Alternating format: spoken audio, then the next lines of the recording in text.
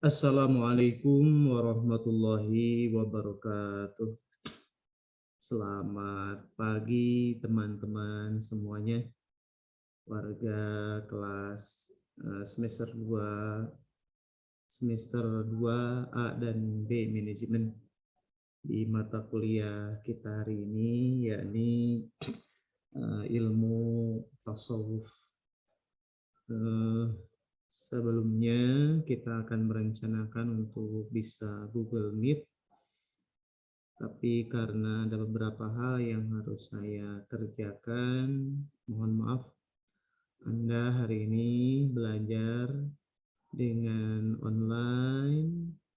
Anda seperti halnya pembelajaran sebelumnya, kita eh, memberikan materi di kanal YouTube ini. Kemudian Anda nanti pertama tentunya like, subscribe, and comment, gitu ya. Anda berkomentar nanti di kolom komen yang tersedia, dan itu menjadi tanda kehadiran Anda, gitu ya. Kemudian nanti Anda mereview, menjadikan sebuah tulisan materi ini ya, ditulis tangan, kemudian nanti upload ke Siakan hasil reviewnya. Oke, hari ini kita akan sama-sama mendiskusikan tentang hal-hal yang dibahas dalam ilmu tasawuf, yaitu makom dan ahwal ya.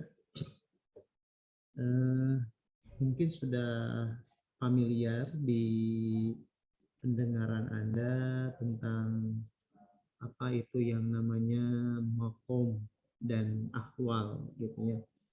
Maaf, di sini makom di sini bukan tempat kuburan, gitu ya. Nah, ini adalah salah satu istilah dalam ilmu tasawuf, ya.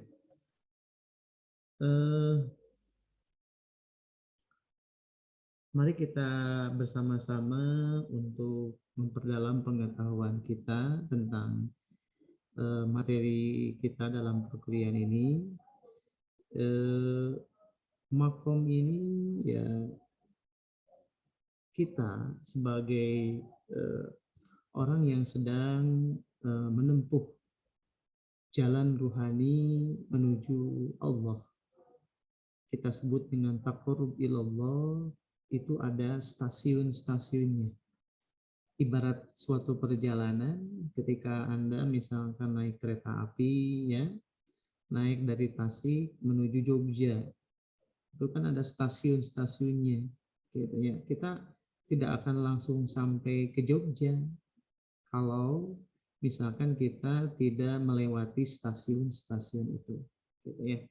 Dan kita tidak akan sampai kepada Allah kalau kita tidak melalui stasiun-stasiun itu, ya. Contoh misalkan stasiun ya, kita misalkan mau ke Jogja, saya dulu naik kereta ke Ciamis dulu, kemudian ke stasiun Banjar, gitu ya. Kemudian sampai di yang di Cilacap itu ya, kemudian di Gombong, gitu ya, di Wates, baru sampai ke stasiun Tugu di Yogyakarta, gitu ya. Nah, itu sebenarnya apa itu makom? Makom adalah kedudukan atau tahapan, bisa disebut juga dengan posisi di mana seorang sufi berada, gitu ya.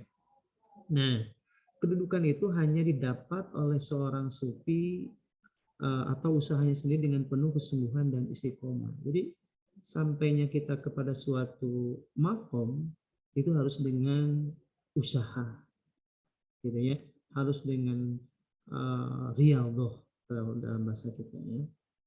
Dan sementara ahwal itu adalah kondisi yang dialami oleh seseorang, gitu ya, atau perasaan batinnya sebagai hasil usaha dari makom, gitu ya. Jadi makom itu tempatnya, ahwal itu situasi kebatinannya, perasaannya, apa yang dirasakannya. gitu ya. Makom itu merupakan usaha seorang sufi untuk berada dalam tingkatan tertentu. Jadi ketika seorang sufi bermujahadah, melakukan riyadhah, maka dia akan naik gitu ya. Kalau misalkan level 1, level 2, level 3 gitu ya, tangga 1, tangga 2, tangga 3. Ya. Kalau lantai 1, lantai 2, lantai 3. Nah itu makom gitu ya. Sementara awal adalah pemberian dari Allah gitu ya, sebagai hasil daripada usahanya. Misalkan dia sampai ke level 1, nah nanti Allah berikan suatu karunia, itu kondisi kebatinan lah gitu ya. Di suasana hati yang itu adalah merupakan murni pemberian dari Allah. Nah, berbicara tentang makom ini, para ulama ahli tasawuf ada beberapa pendapatnya. Yang pertama, menurut Abu Nasr al-Sarraj dalam kitab Al-Luma itu menyebutkan ada 7 makom, sebagaimana 7 tingkatan langit dan bumi, ya, tingkatan surga, tingkatan neraka, 7, gitu ya, bahasa 7. Kalau kita menyebutnya di dalam Thariqah ada 7 tingkatan latifah, gitu ya. Nah, pertama makom itu yaitu makom taubat. Yang kedua, makom wara, zuhud, fakir, sabar, tawakal, ridho. Gitu ya. Sementara Ibrahim Basyuni menyebutkan ada 5 makom, yaitu taubat, zuhud, ridho, khalwat, dan dzikir. Gitu ya. Nah, hampir sama semuanya ya, gitu ya. Mengawali makomat itu dengan makom taubah, gitu ya. Nah, kebanyakan para sufi itu menjadikan yang namanya makom taubat itu adalah tempat pemberhentian awal, stasiun pertama, gitu ya.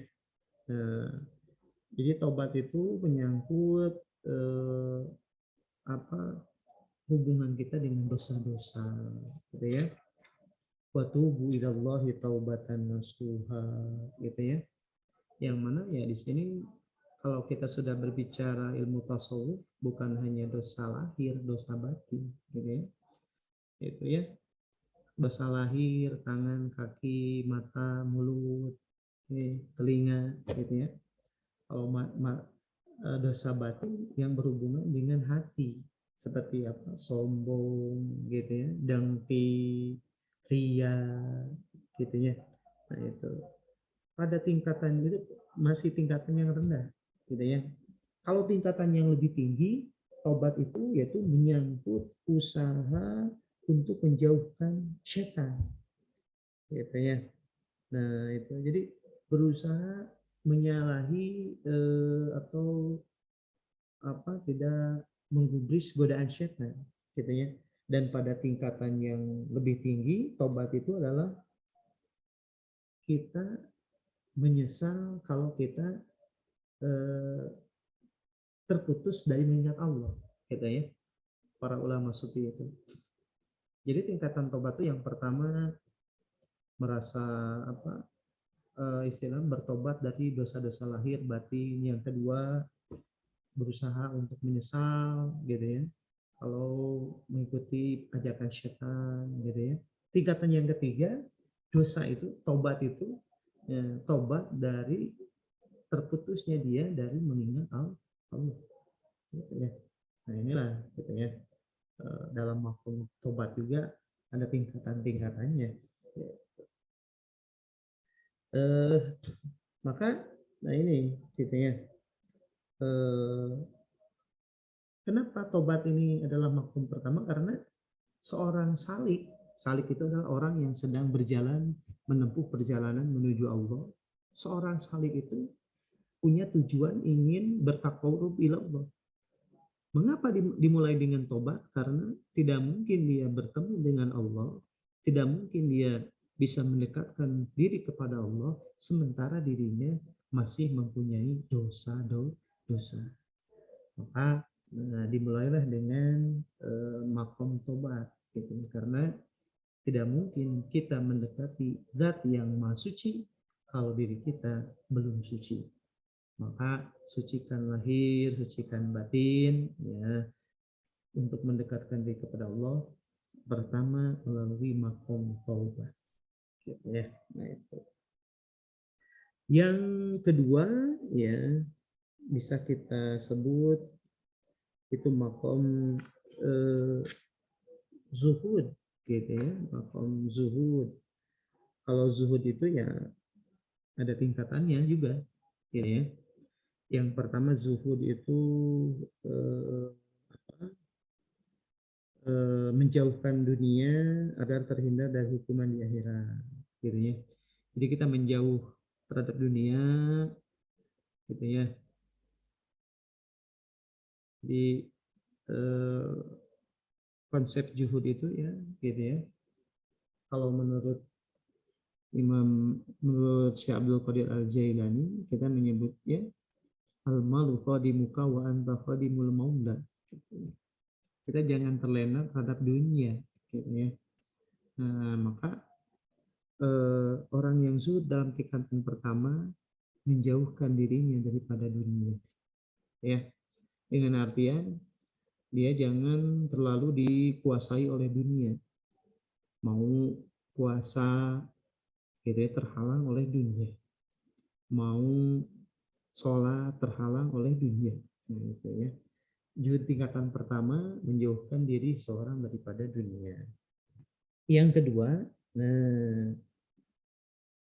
kemudian yang pertama itu menjauhi dunia karena tidak ingin diazab di akhirat, gitu ya. Nah itu.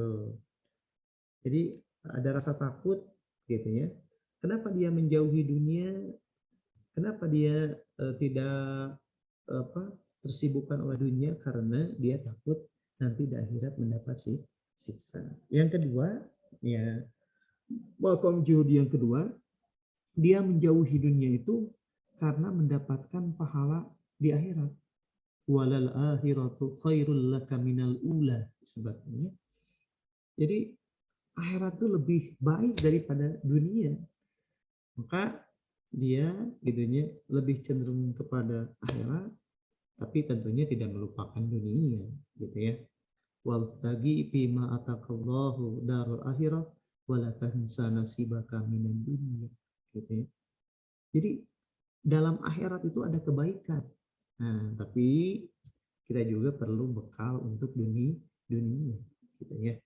Nabi menyebutnya ya, i'mal lidunyaka ka'annaka ta'ishu abada wa mali akhiratika ka'annaka tamutu qada. Seimbang, gitu ya. Kamu beramal untuk dunia seakan-akan kamu hidup selamanya, dan kamu beramal untuk akhirat seakan-akan besok kamu akan mati, gitu ya. Nah, tingkatan yang ketiga, yang tertinggi, mengapa dia menjauhi dunia, mengapa dia tidak tergoda oleh dunia, mengapa dia istilahnya itu tidak tersibukkan oleh dunia, karena dia cinta kepada Allah. Nah, Masya Allah, gitu ya. Jadi orang itu dunia itu tidak melupakan, melalaikan cintanya kepada Allah, gitu ya. Ini juhud yang paling tinggi, gitu ya. Yang pertama juhud itu karena takut siksaan, gitu ya. Dia tidak terpesona oleh dunia karena ada siksa di akhirat kalau kita terlena terhadap dunia, gitu ya. Yang kedua karena ada pahala, gitu ya. Karena orang yang mementingkan akhirat itu ada pahala di akhirat. Dan yang ketiga, zuhud yang paling tinggi, dia melepaskan dunia, dia tidak tersibukkan oleh dunia karena dia cinta kepada Allah, gitu ya. Dunia itu hanya sementara, sementara akhirat, gitu ya, adalah yang kekal, yang abadi, gitu ya, yaitu ketika kita berjumpa dengan Allah, gitu ya. Jadi meninggalkan dunia ini karena cinta kepada Allah, gitu ya. Nah, itu. Selanjutnya ada yang disebut fakir, gitu ya. Fakir itu apa? Fakir itu ya berarti kekurangan harta, gitu ya. Nah, jadi kalau dalam masalah dunia ya kita jangan apa istilahnya itu terlalu membebankan diri pikiran gitu ya dengan dunia gitu ya. Nah, orang-orang sufi gitu ya, dia itu melepaskan keduniaan gitu ya. Maksudnya melepaskan itu gitu ya, tidak hatinya, pikirannya tidak tersibukkan oleh dunia. Ya, dunia dicari, tapi dunia tidak memenuhi hatinya. Hatinya dipenuhi dengan apa? Zikir kepada Allah. Ya, orang yang menempuh jalan Allah itu waktunya dia berzikir, waktunya dia melaksanakan ibadah, gitu ya. Jangan waktunya ibadah malah tersibukkan oleh dunia, gitu ya. Nah, jadi hubu dunia, gitu ya. Jadi fakir. Nah, yang dia butuhkan hanya Allah, gitu ya. Orang yang sufi itu senantiasa membutuhkan Allah, bukan membutuhkan dunia, gitu ya. Kalau kita misalkan selalu membutuhkan Allah, maka dunia akan disediakan oleh Allah, gitu ya. Karena apa? Dunia itu kan milik Allah, gitu ya. Harta itu adalah milik Allah semuanya, titipan Allah, gitu ya. Kalau kita secara totalitas mengabdikan diri, berkhidmat kepada Allah, maka Allah akan menyediakan semua fasilitas kita di dunia. Itu, gitu ya. Yang maksudnya fakir di sini senantiasa mengharap, merindui gitu ya, rahmat gitu ya, maghfirah, barakah Allah. Gitu ya. Jadi dirinya itu tidak menyandarkan semuanya kepada dunia. Gitu ya. Dan orang sufi ketika dia sudah menyandarkan semuanya kepada Allah, gitu ya, maka semua fasilitas dunia akan disiapkan oleh Allah. Gitu ya. Karena dunia itu semuanya milik Allah. Yang selanjutnya, nah makom dalam tasawuf itu adalah sabar, gitu ya. Sabar itu ya menurut Al-Ghazali ya, as-sabru itu adalah pengekangan tuntutan nafsu dan amarah, gitu ya. Jadi kita menahan amarah, menahan nafsu, nah itu sabar, gitu ya. Nah, malah Al-Ghazali menyebutnya dengan as-sabrun nafsi, gitu ya. Nah, kalau misalkan menahan terhadap penyakit fisik disebut as-sabrul badan, gitu ya. Jadi menurut Al-Ghazali sabru itu ada as-sabrun nafsu, ada as-sabrun nafsi, an-nafsi, gitu ya. Ada as-sabru al-badani, gitu ya. As-sabru an-nafsi itu sabar terhadap kekangan hawa nafsu, tuntutan hawa nafsu, mengekang nafsu amarah, gitu. Itu an-nafsu, as-sabru an-nafsu. Sementara as-sabru al-badani, nah ini adalah sobar terhadap penyakit-penyakit fisik, gitu ya. Nah, itu. Lanjut, yaitu yang namanya syukur, ya. Itu juga makom dalam tasawuf ya. Setelah apa tadi kita menyebut taubah, zuhud, fakir, sobar, selanjutnya adalah syukur, gitu ya. Apa syukur itu? Nah, syukur itu berterima kasih, dan yang namanya syukur itu diperlukan oleh kita, gitu ya. Karena semua yang kita lakukan dan yang kita miliki di dunia itu adalah berkat karunia Allah Subhanahu wa taala. Gitu ya. Allah yang telah memberikan semuanya, memberikan penglihatan, pendengaran, penciuman, kita bisa kuliah, kita bisa menuntut ilmu, gitu ya. Menuntut ilmu kan bagian daripada syukur. Syukur apa? Syukru nikmatil akli, gitu ya. Dalam bahasa kitab Ta'limul Muta'alim, gitu ya. Syukur itu banyak, gitu ya. Kita melaksanakan ibadah di antaranya syukur sihatil badan, gitu ya. Alhamdulillah kita bisa melaksanakan ibadah saum, itu kan kita bersyukur kepada Allah terhadap nikmat sehat, gitu ya. Gitu. Menurut para ahli kesehatan kan, kalau misalkan badan kita, organ organ dalam kita terus dipakai, gitu ya, kalau mesin bisa rusak, gitu ya, maka diistirahatkan dengan saum, gitu ya. Nah, ini saum itu adalah terima kasih kita kepada Allah, gitu ya. Nah, itu. Kemudian selanjutnya nomor 6 ya, rela atau ridho, gitu ya. Ridho itu ya artinya menerima dengan rasa puas terhadap apa yang dianugerahkan oleh Allah.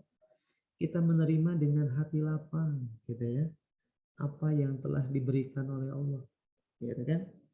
Ini adalah sesuatu yang harus kita lakukan. Kalau misalkan kita tidak ridho terhadap apa yang diberikan oleh Allah, Allah mengancam kita, man lam yardha biqada'i wa lam yashkur ala na'amai wa lam yasbir ala bala'i fal yakhruj min tahti samai wal yatlub robban siwai, gitu ya. Dalam hadis kunci kalau salah, kalau barang siapa yang tidak ridho dengan qada'ku, gitu kan, Allah kan telah memberikan qada'nya, gitu ya, menetapkan segala sesuatu. Ada yang tinggal di Amerika, ada yang tinggal di Indonesia, gitu ya. Kita harus bersyukur menerima qada Allah, gitu ya. Bersyukur dilahirkan di Indonesia, bisa kuliah di ILM, gitu ya. Nah, itu. Dan barang siapa yang tidak bersyukur kepada nikmatku, tidak sabar terhadap apa ujian yang diberikan, maka kita diperintahkan oleh Allah kalau tidak ridho, tidak syukur, tidak sabar, gitu ya. Kita diperintahkan agar keluar di bumi ini, gitu ya. Cari bumi yang lain. Nah, kalau suruh cari bumi yang lain, kemana kita akan pergi, gitu ya. Maka ya, ini makom yang luar biasa, gitu ya. Kita ridho dengan apa yang telah diberikan oleh Allah, ya. Yang ketujuh yaitu tawakal. Nah, ini tawakal itu wa may yatawakkal 'alallahi fahuwa hasbuh. Jadi dalam Al-Qur'an itu sudah dijamin, gitu ya. Wa may yatawakkal, barang siapa yang bertawakal kepada Allah, maka Allah akan mencukupinya, gitu ya. Kalau menurut Al-Ghazali, gitu ya, itu tawakal itu merupakan bagian dari landasan tauhid, gitu ya, kata Al-Ghazali ini ya. Jadi tauhid sangat berfungsi sebagai landasan tawakal. Karena apa? Kita ini bertawakal itu faidah azam tak fatawakal Allah. Tawakal itu tiada lain hanya kepada Allah, gitu ya. Jadi kita menyerahkan diri dengan segenap jiwa raga, gitu ya.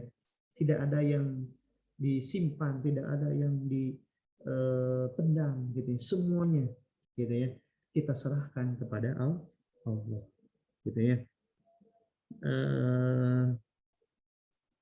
Kalau menurut Zunun al-Misri itu tawakal itu sudah aja menyerahkan sepenuhnya, menyerahkan diri ini, tidak ada yang ditutup-tutupi, semuanya diserahkan kepada Allah.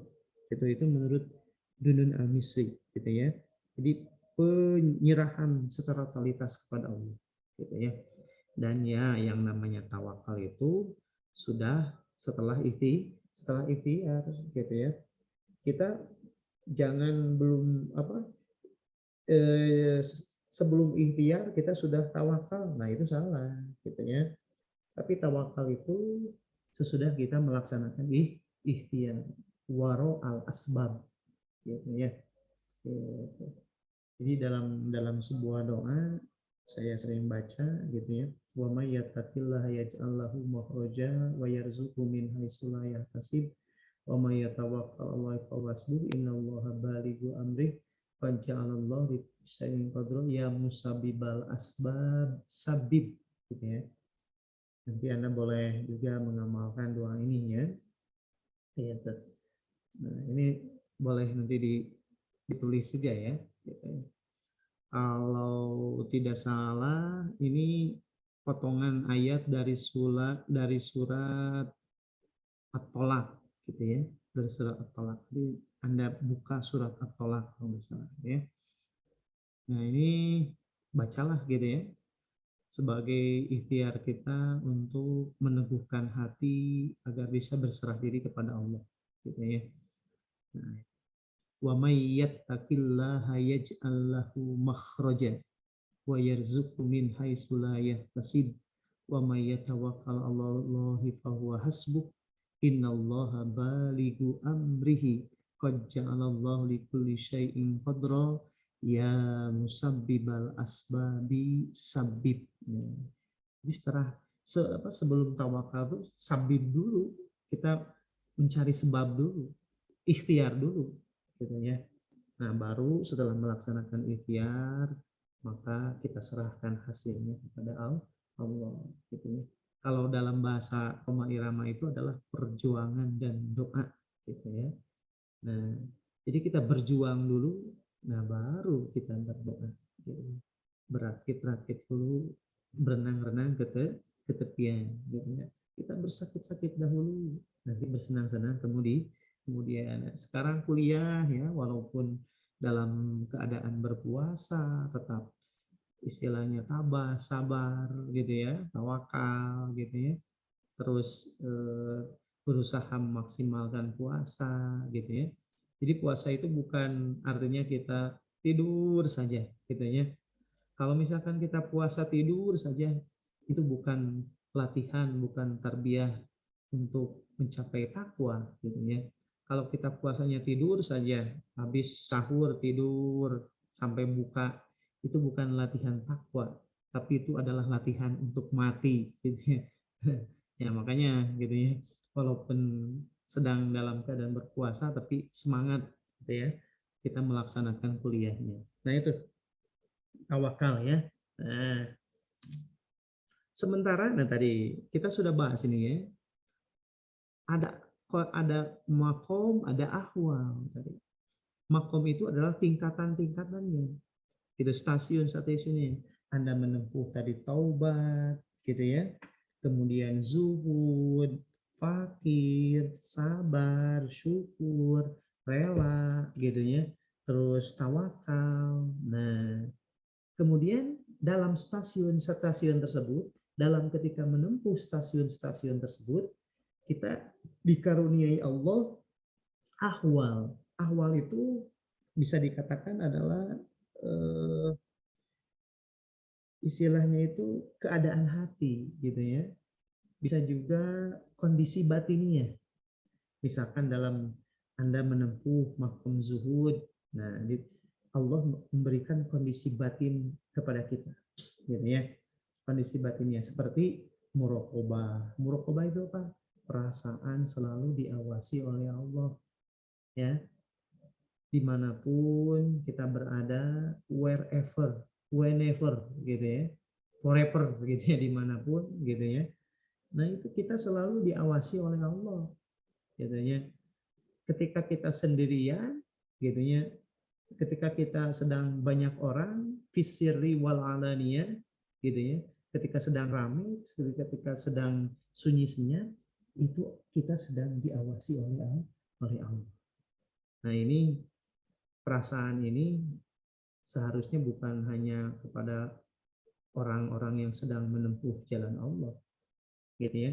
Diharapkan ya para pejabat juga hari ini mempunyai sifat atau oleh Allah diberikan sifat muraqabah gitu ya. Perasaan selalu diawasi oleh Allah. Kalau misalkan para pejabat hari ini gitu ya senantiasa merasa dirinya diawasi oleh Allah gitu ya, maka tidak ada gitu ya ceritanya pejabat korupsi gitu ya, pejabat mengambil milik rakyat gitu ya. Kenapa? Dia itu merasa dirinya selalu diawasi oleh Allah. Kayak gitu ya. Kalau misalkan Allah berkenan gitu ya, seharusnya para pejabat itu belajar untuk menempuh jalan Allah, belajar thariqah gitu ya. Nah, cuma ya sayangnya ya kayaknya belum banyak. Gitu. Ada sih gitu ya para pejabat yang sudah belajar thariqah, nah, tapi belum banyak. Gitu ya. Kita doakan mudah-mudahan para pemimpin di negeri ini semuanya belajar thariqah, gitu ya, supaya punya sifat muraqabah, gitu ya. Yang mudah-mudahan gitu ya pelajaran tasawuf ini bisa masuk ke bab penting dalam kompetensi para penyelenggara negara, gitu ya. Supaya apa? Dia itu merasa diri senantiasa diawasi oleh Allah. Kalau dia sudah merasa diawasi oleh Allah, mungkin ketika nyusun anggaran gitu ya, tidak akan main-main gitu ya. Nah, itu. Karena apa? Dia itu senantiasa diawasi oleh Allah gitu ya. Nah, dalam ahwa juga selain muraqabah ada qurbah. Nah, ini perasaan Allah selalu dekat dengannya gitu ya. Kalau bimbo kan engkau jauh, aku jauh, engkau dekat, aku dekat, gitu ya. Hati adalah cermin. Nah, gitu kan. Itu dalam bimbo ya. Nanti bisa Anda lebih jelasnya dengarkan sendiri ya. Jadi Allah itu akan semakin dekat kalau kita dekati, gitu ya. Ketika dalam menempuh jalan Allah, ketika sampai kepada stasiun tersebut, kita akan diberikan oleh Allah suatu keadaan, kondisi batin, kita senantiasa merasa dekat dengan Allah. Ya. Dan Allah itu sangat dekat dengan kita, bahkan lebih dekat dari urat nadi, gitu ya. Kan Allah itu ketika kita menyebut namanya, Allah itu dekat dengan kita. Fadhkuruni adzkurkum, gitu ya. Ketika kita menyebut kalimat atau menyebut namanya, Allah itu langsung menghampiri kita, gitu ya, dekat dengan kita. Maka kalau ingin selalu didekati oleh Allah, maka harus banyak menyebut namanya, banyak berzikir, banyak mengucapkan kalimat la ilaha illallah, gitu ya. Mahabbah, cinta, gitu ya. Nah, ini gitu ya, kalau orang sudah dikaruniai rasa cinta oleh Allah, gitu ya, apapun gitu ya akan sangat nikmat, gitu ya. Ibadah, gitu ya. Ya seperti taraweh hari ini kan, gitu. Kalau yang jauh dari sifat cinta, ikhlas, gitu ya, maka dalam hadisnya man qoma ramadhana imanan wahtisaban, gitu ya. Jadi dia itu beriman kepada Allah, jadi mahabbah, ihtisab, maka Allah itu akan memberikan karunia yang sangat banyak kepada dia, gitu ya. Maka dengan cinta ini ya, mahabbah atau cinta itu sesuatu yang fadlun minallah, gitu ya. Seseorang itu kalau sudah dapat cinta dari Allah, itu adalah karunia yang sangat besar, gitu ya. Kita tahu ada yang namanya Robi'ah al-Adawiyah, gitu ya. Bagaimana dia beribadah dengan totalitas, gitu ya. Nah, karena cinta. Nah, ini adalah suatu ahwal yang diberikan Allah, gitu ya. Nah, bagaimana gitu ya ketika cinta itu sudah ada dalam diri seorang salik, nah dia itu ibadah itu bukan jadi beban, gitu ya. Ibarat kita lah kalau sudah sedang cinta sama seseorang kan, maunya bertemu terus, maunya itu selalu ketemu, melihat wajahnya bersama-sama. Nah, itu ketika seorang hamba sudah mendapatkan mahabbatullah, inginnya itu terus bersama-sama Allah, gitu ya. Tidak tidak mengenal waktu, gitu kan. Kalau kita sedang pacaran kan tidak lihat jam. Kalau kuliah kan, wah ini udah selesai nih kuliah, gitu ya, lihat jam terus, gitu ya. Kalau yang udah cinta mah, gitu ya, baru udah 2 jam dirasa baru 5 menit, gitu ya. Nah itu, gitu ya, cinta, gitu ya. Kemudian khauf, Nah, ya, ahwal ada juga yang berbentuk khauf, gitu ya. Takut kepada siksanya, takut dijauhi oleh Allah, gitu ya. Kemudian ada roja, roja ini lawannya dari khauf, gitu ya, penuh harap, gitu ya. Nah, kemudian syauq. Nah, ini syauq, syauq itu adalah rindu, gitu ya. Nah, kalau kita sedang menyenangi atau mengasihi seorang, mencintai seorang, pasti ada rindu, gitu ya. Rindu itu kalau kita tidak bertemu, ingin cepat-cepat bertemu, gitu ya. Ingin cepat-cepat melihat wajahnya. Nah, itu. Jadi kalau orang yang sudah sampai ahwalnya kepada rindu, gitu ya, dia itu selalu ingin cepat-cepat bertemu Allah, menanti, gitu ya. Sekarang setelah selesai sholat subuh, ingin cepat-cepat sholat duhur karena sudah rindu kepada Allah, gitu ya. Nah, itu. Dan yang selanjutnya, ahwal itu adalah unsu. Ya. Unsu itu ketenangan, kedamaian, gitu ya, merasa damai, gitu ya. Kita kan kalau kita sudah melaksanakan suatu kebaikan, hati itu selalu damai, gitu ya, tumanina, tenang, gitu ya. Dan ahwal yang ya yang tingkatnya sudah tinggi ini adalah musyahadah, menyaksikan kehadiran Allah. Dia itu sudah tajalli, gitu ya, sudah tajalli. Apa itu tajalli? Tajalli itu eh, aspek lahiriah kita melihat kepada makhluk, tapi aspek batiniah kita melihat Allah. Musyahadah. Gitu ya. Kita melihat gunung, mata yang melihat gunung, batin kita, hati kita yang langsung mengingat Allah. Gunung sangat indah dan Allah yang maha indah. Allah yang menciptanya. Gitu ya. Kita melihat makhluk, hati kita langsung connect kepada Allah. Itu musyahadah. Dan yang paling tinggi lagi, ahwal ini adalah yang yakin, gitu ya. Nah,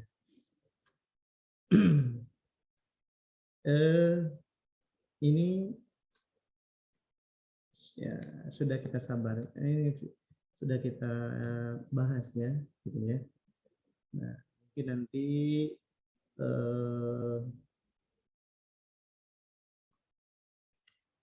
Anda bisa baca ya di slide-nya, insya Allah nanti Anda bisa baca, bisa download di siakan ya. Ini adalah penjelasan dari tadi, gitu ya, taubah, gitu ya. Ada taubah orang yang sadar, taubah salik, taubah arif, gitu ya, tingkatan taubah yang tadi, gitu ya. Kalau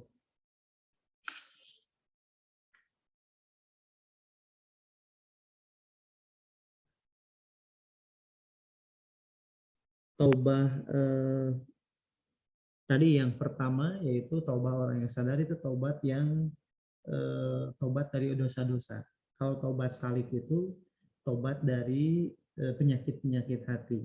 Kalau taubat arif itu dia taubat dari terputusnya dia dari mengingat Allah, gitu ya. Ada waro ya, waro orang awam, orang saleh, orang mutakin, orang yang benar, gitu ya. Ada zuhud. Menurut Al-Qashani, zuhud itu zuhud orang awam, membersihkan diri dari berbagai syubhat. Orang yang syubhat itu yang belum ketahuan halal haramnya, itu zuhud orang awam. Zuhud orang salik adalah membersihkan diri dari kelebihan dengan cara meninggalkan hal yang melebihi kadar kebutuhan pokok, gitu ya. Nah, jadi ambil yang wajibnya itu. Kalau misalkan melebihi, nah itu dia tinggalkan. Dan zuhud orang pilihan Allah adalah berpaling dari segala hal yang selain Allah, gitu ya. Fakir berarti kekurangan ya. Nah, berarti tadi gitu ya. Dia itu senantiasa ingin mengharapkan dekat kepada Allah. Allah, ingin konsentrasi beribadah kepada Allah. Ini sabar, ya. Ada sabrun nafas, sabar dari mengekang hawa nafsu. Ada sabar badani dalam rangka menahan penyakit isi. Syukur, ya. Tawakal, ridho, gitu ya. Ada ridho atas segala pemberian Allah, gitu ya. Inilah makrifat, gitu ya. Ridho atas segala nikmat, itulah dunia. Golongan yang ridho atas musibah, golongan yang ridho atas keterpilihan, itu adalah makrifat. Nah, ini makom tertinggi tadi, gitu ya. Makrifat itu adalah mengenal dan melihat Allah dengan mata hati. Oke, itulah barangkali kajian kita dalam bab makom dan ahwal. Makom itu adalah kedudukan dalam perjalanan kita mendekati kepada Allah, sementara ahwal itu adalah perasaan atau kondisi batiniah, ya, yang diberikan oleh Allah atas hasil usaha kita dalam mendekatkan diri kepada Allah ketika sampai dalam makom-makom yang tadi kita sebutkan. Oke. Itu barangkali yang bisa saya sampaikan dalam perkuliahan hari ini. Jadi Anda setelah mendengarkan slide ini, ya, mendengarkan presentasi saya, kemudian Anda nanti komen di YouTube, itu tanda kehadiran Anda, kemudian review materi yang sudah saya sampaikan, gitu ya. Boleh Anda mengkritik, gitu ya, atau menambahkan, gitu ya. Itu terserah Anda, gitu ya. Kemudian hasil review Anda upload ke siapa. Oke, itu barangkali, ya. Tetap semangat, tetap semuanya, gitu ya. Tetap semangat untuk memaksimalkan puasa di bulan Ramadan ini, gitu ya. Sambil puasa, sambil tholabul ilmi, ini ganjarannya insya Allah berlipat-lipat dari Allah, ya. Tetap jaga kesehatan, dan ya, kita beberapa pertemuan lagi akan menghadapi yang namanya UTS, ya. Selamat belajar, selamat menjalankan ibadah puasa. Terima kasih atas perhatiannya. Assalamualaikum warahmatullahi wabarakatuh.